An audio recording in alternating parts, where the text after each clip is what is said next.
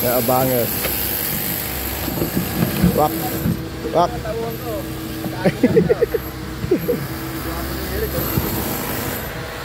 Iwak oh. Ubi.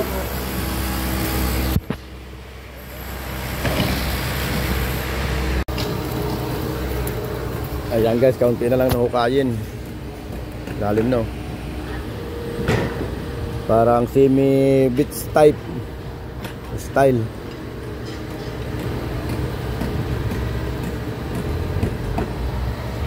Lalim na ang hukay.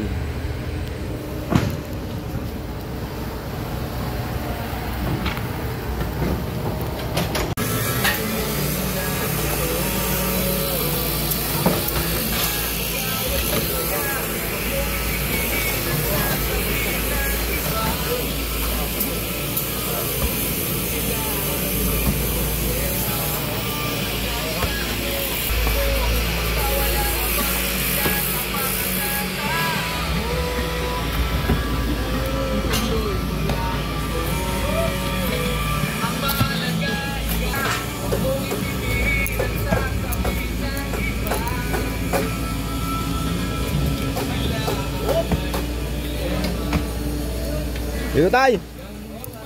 Hop ya. Lumumba. Ayaw. Sabi ni tatay, ayaw nyo magpainit ha. Tay, abot na yan.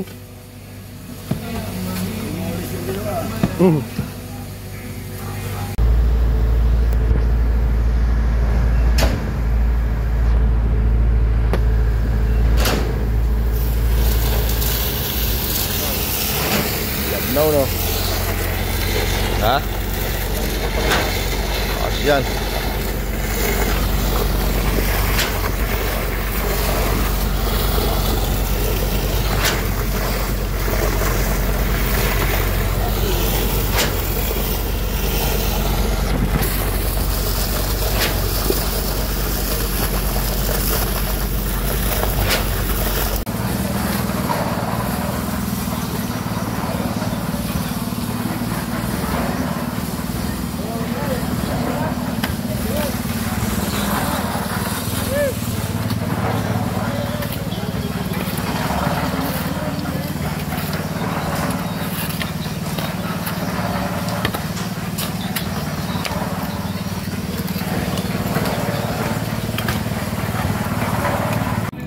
Guys, overtime na naman tayo guys.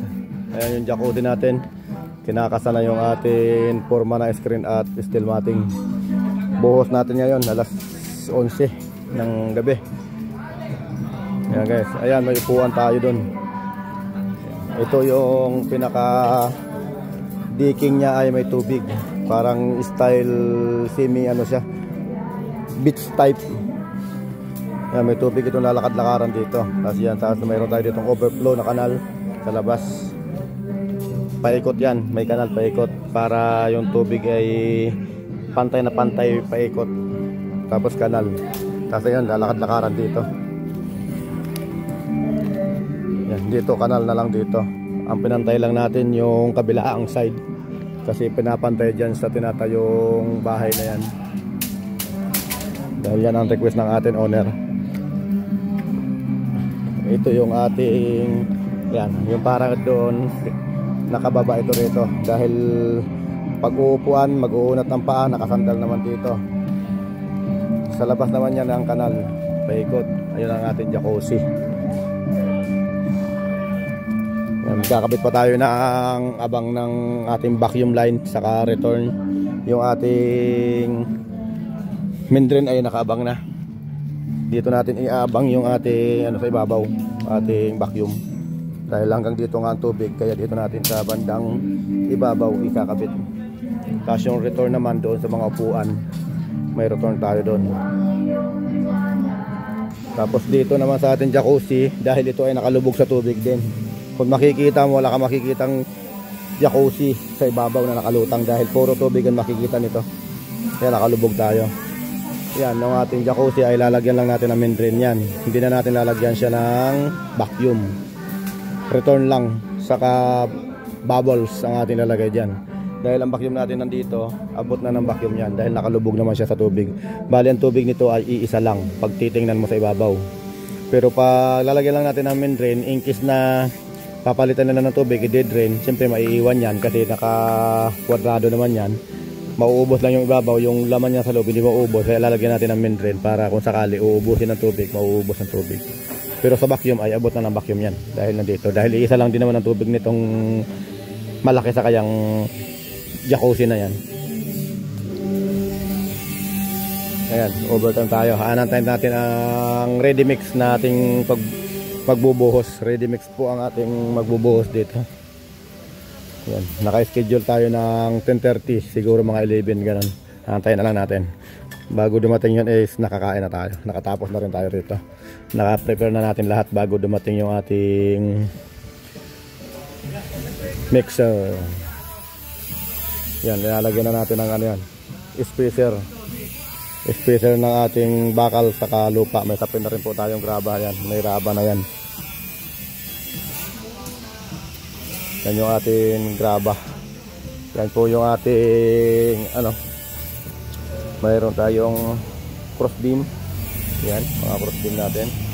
Hindi na natin nilagyan ng hollow block na guide. Yan na sa lupa natin i-guide yung ating cross beam. Kasama na sa buhos yan.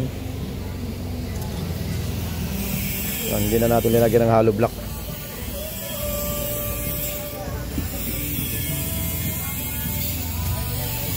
Ayan guys, medyo rush po ang ating gawa dito. Ganyan kalaki ay kukunin lang natin ng 20 days o 23 days. Nakaka 7 days na po kami. Ayan na namin performance sa 7 days. Ayan na po yung aming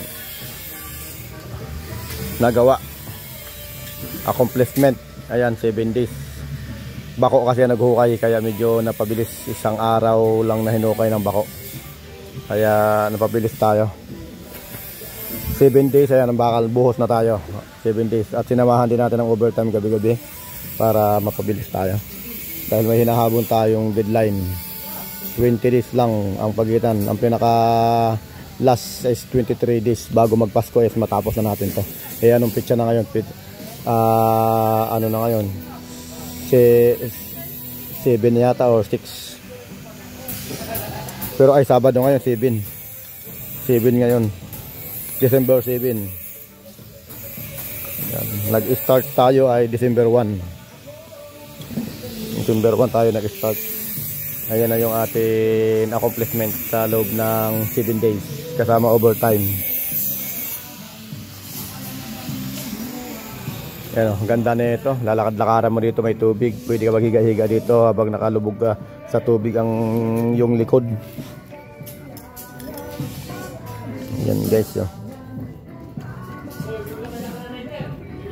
Tapos doon naman, pwede ka doon nakasandal, nakaupo. Ilalagay natin doon yung ating return para pag nakaupo doon pwede mag water massage sa likod pag nakaupo. Yan, pwede mag water massage sa... Guys, malapit na to. Mabuhusan lang natin to, medyo hindi na tayo masyadong haggard at palitada na tayo. Tapos waterproofing and tiling. Yun na yung ating ano, sunod na gagawin. Yan guys, yung ating kasama nagpuputol ng bakal. Yung iba nagtatali, itong sa iba naglalagay tayo ng spacer ng ating bakal sa lupa. Inaangat natin sa lupa yung ating bakal para nang sa ganun mabalot natin ng semento nang hindi nakadikit sa lupa at hindi kinakalawang. Dahil yun ay ang cause ng pagiging marupok ng ating structural kapag nakalatag tayo sa lupa at hindi nabalot ng simento ang ating bakal. Dahil kakainin niya ng moisture, kakalawangin yan ating bakal at mapuputol. Kaya medyo hihina ang ating structural kapag naputol ang ating mga bakal sa ilalim pag hindi tayo nakaangat sa lupa. Yung iba naman linalagyan ng sapin na plastic para iwas sa moisture sa at hindi nakalatag sa ating lupa. Tayo naman ay ang ginagawa natin, inaangat natin ng mga dos sa lupa ang ating dos or tres ang ating angat sa lupa para hindi nakalatag sa lupa. Para pag binuhusan natin, balot na balot ang ating bakal ng ating simento para hindi siya nagmo-moist dahil hindi siya nakalatag sa lupa. Hindi mabubulok ang ating bakal. Yun ang ating paraan para maging matibay ang ating structural. Yan guys. Yan guys, good morning. Alas 5 na ng umaga. Natapos ang ating buhos. Ayan, alauna doon dumating yung ating mixer, ready mix. Ayan, natapos na rin natin alas 5. Pati jacuzzi yan, binuhusan natin ang buo yan. Pati yung ating diking na hanggang dyan ang tubig, level ng tubig. Maglalakad-lakad ka dyan ay may tubig. Dito naman ay meron tayong upuan na may sandalan. Yan, tapos may kanal tayo dito paikot. Yan, may mga abang tayo na bakal para doon sa ating kanal paikot. Yung jacuzzi natin na yun, nabuhusan na rin natin. Yan, meron na rin yung upuan. Yan, may upuan na rin yung paikot. Yan, natapos din. At mayroon pa-Jollibee si boss. Ayan o, paalmusal. Ayan, nadili pa yung 4. Antayin natin yung 4 para sabay-sabay na kaming mag-almusal. Ayan guys, may mga abang tayo na bakal dyan, para yan sa ating kanal.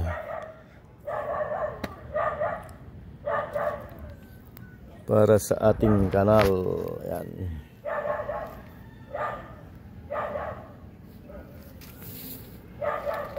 Tapos din, walang tulugan. Hindi natin tinulugan hanggat hindi natapos buhusan. Ayaw natin ng paputol-putol na buhos. Maganda yung isang bagsakan lang para wala tayong putol na buhos. Ayan, naka steel matting tayo, saka naka screen. Yan ang ating mga forma. Yan, hindi tayo gumagamit ng plywood or hindi rin tayo gumagamit ng double na asintada at putol ang buhos nun. Ayaw natin ng putol ang buhos. Yung dalawang asintada, double wall kung tawagin nila, hindi tayo gumagawa nun. At inuuna ang flooring buhusan, tapos pagkabuhos mag-asintada, pagkatuyo asintadahan ng pangalawang asintada sa loob, saka bubuhusan uli yung pagitan ng dalawang asintada. Hindi po natin ginagawa yon at medyo alanganin tayo doon, putol ang buhos. At saka pagputol ang buhos natin, pag nag waterproofing tayo is nasa hollow block lang yung ating waterproofing sa palitada. Medyo alanganin tayo sa ganon. At kunting galaw ng lupa maaaring yung dugtong niya medyo lumuwag at mag-aaring mag-cause ng ating leak. Yan ang ating paraan ng ating paggawa ng swimming pool. Isang buhusan lang, wala tayong putol-putol. Ayan, saka gaano kakunat yan. Naka-steel matting, saka naka-screen tayo. Saka naka-hollow block tayo sa labas. Ang ating forma sa labas ay hollow block. Ang forma natin sa loob yan ay screen saka steel matting. Tapos yan, bubuhusan na natin yung pagitan. Tapos ngayon, mas makapit ang ating palitada. Yung ating topping mas makapit doon sa wall. Kasi ayan, nakita nyo naman kung anong kakapitan nya. Ayan, steel matting ang kakapitan nya. Kaya medyo makapit siya. Yan, makapit yung ating ano yan. Makapit yung ating palitada. Hindi yang kakapak. Hindi yang babaklas. Kasi mayroong pagkakapitan na mas matibay. Yan, bago natin i-waterproofing, plastering muna tayo. Malapit na to. Ilang araw na lang, kakabitan na natin ng tiles yan.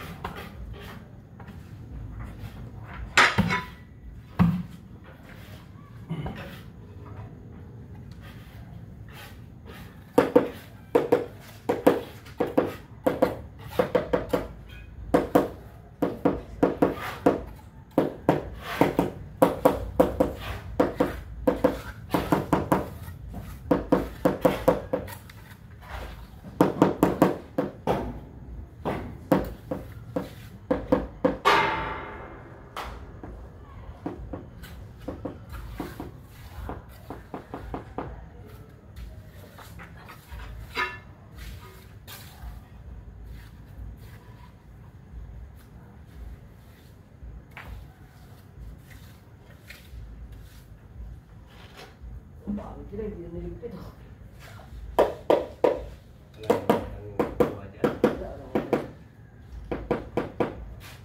Anong tao?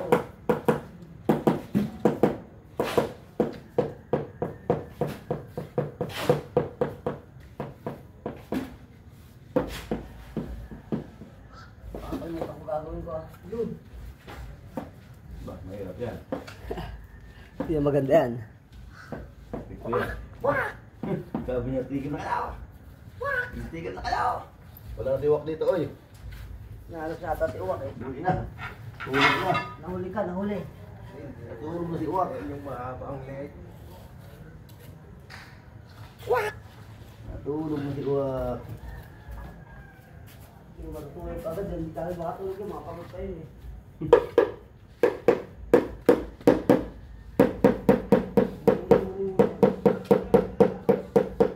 Pag sabi, pahinga muna kayo, bit-bit ka latinsan eh.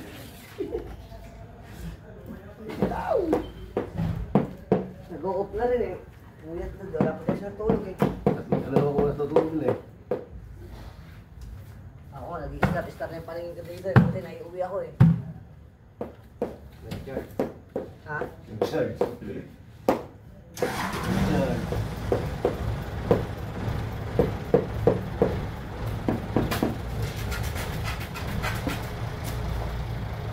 Alam ko na pag inuubo, kain puti lang pala. Ang dugo ito.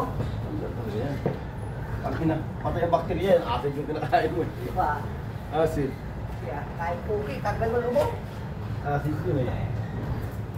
Ha? Ba? Hindi ko kuha yan, hindi ko. Parang matagal yan, hindi ko kuhain. Ha? Patungo ako. Jab-jab lang yung pagdila niyan. Jab-jab lang ba? Jab-jab. Di ba?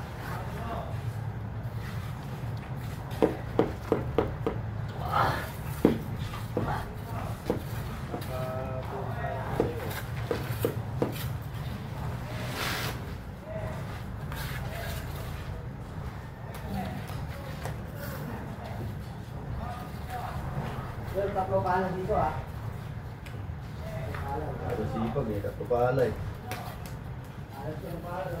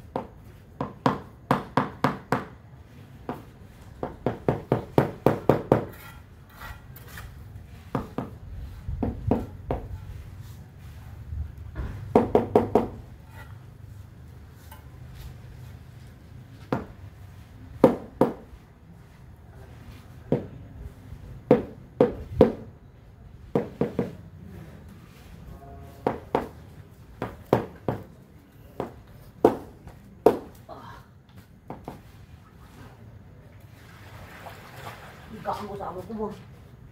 Wala man pala yun.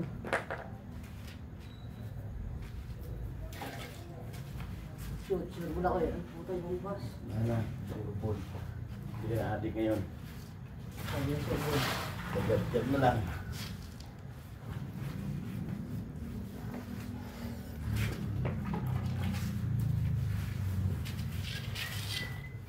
Tayo, iiba nila. Alam ko may iba sigarilyo, wala pala.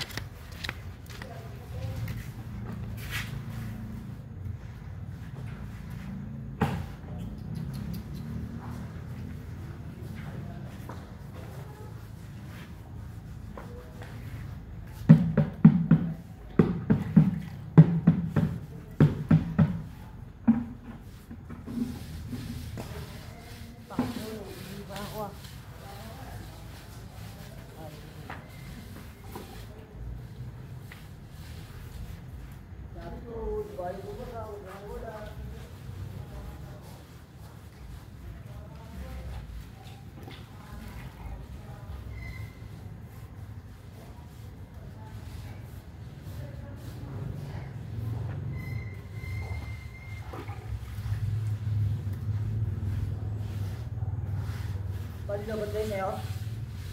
Ha? Sudah berada di sekolah. Balik.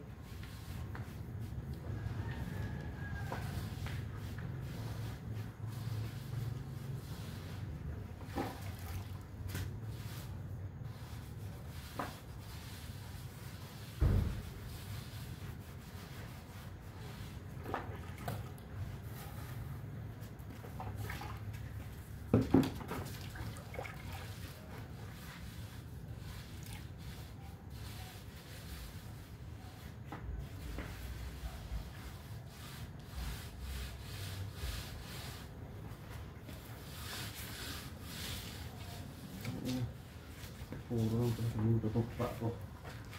Dikit.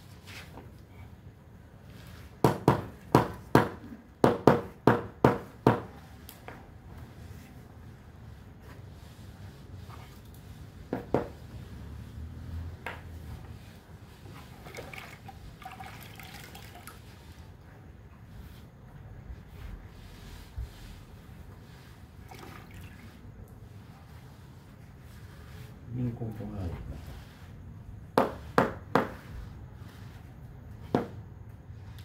Bingkong.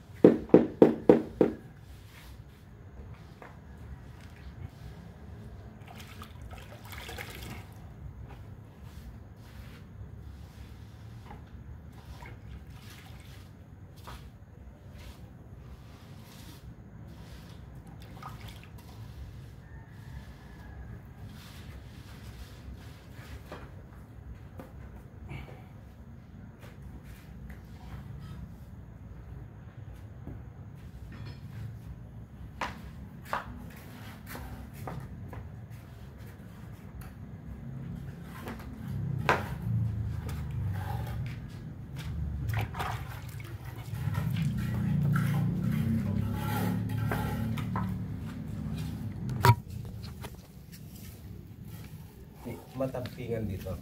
Hanggang dyan. Hanggang dito. Pupunta doon. Dito. Wala na. Dito na yun. Hanggang doon lang yun. Pagkasuyo nga ako doon. Ano ah?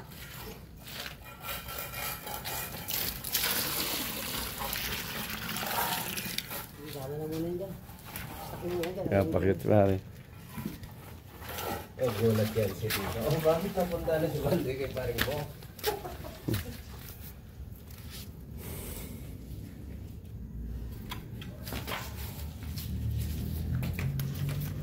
Halo ka pa, kaya pa doon.